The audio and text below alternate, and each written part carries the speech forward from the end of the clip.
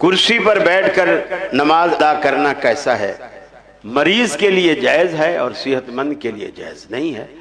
مریض کے لیے نماز پڑھنے کا شریعت نے کوئی فارمولہ نہیں بتایا۔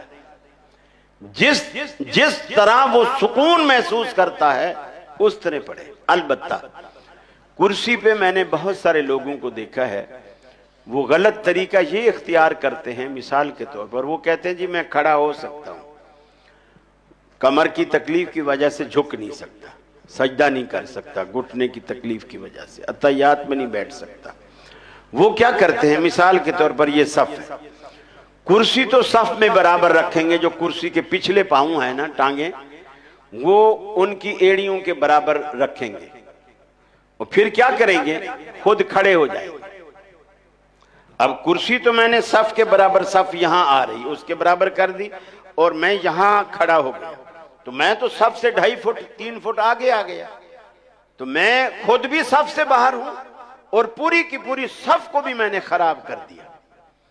یہ ہاں اگر آپ کرسی پہ بیٹھ کے پڑھیں، بیٹھے رہیں، پھر آپ کھڑے ہو کر صف خراب نہ کریں۔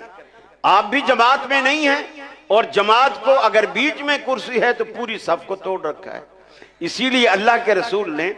صف کے درمیان پلر بھی آ جائے نا، آپ نے وہاں صف بنانے سے منع کیا۔ مثلا اگر یہ تو خیر چھوٹی مسجد ہے، اگر بڑی مسجد ہو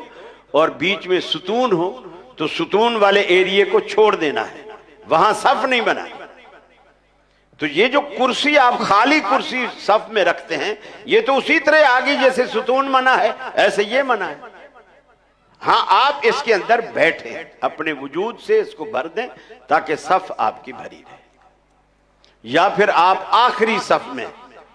جب آپ کو پتا ہو جی اس مسجد میں مغرب میں 3 صفیں ہوتی ہیں فرض کی، آپ پھر آخری صف میں بیٹھیں اور کرسی کو پیچھے کریں، کرسی کو پیچھے کریں اور صف کے برابر پاؤں سے پاؤں ملا کر آپ اس طرح کھڑے ہو جائیں۔ جی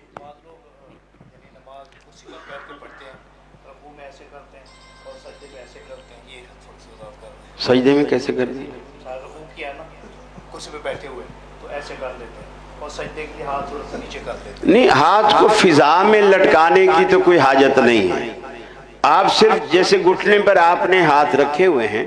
مثلا آپ رکوع میں اتنا جھکے ہیں، سجدے میں اس سے 2 انچ اور نیچے آ جائیں، اتنا نیچے آ جائیں کہ آپ کو تکلیف نہ ہو۔ شریعت آپ کو تکلیف دینا نہیں چاہتی، بلکہ یہ بھی کہا آپ بیٹھ بھی نہیں سکتے تو لیٹے لیٹے،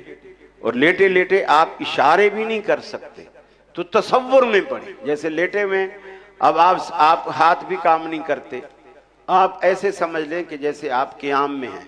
ہاتھ باندھے ہوئے ہیں، آپ وہ دعائیں پڑھنا شروع کر دیں،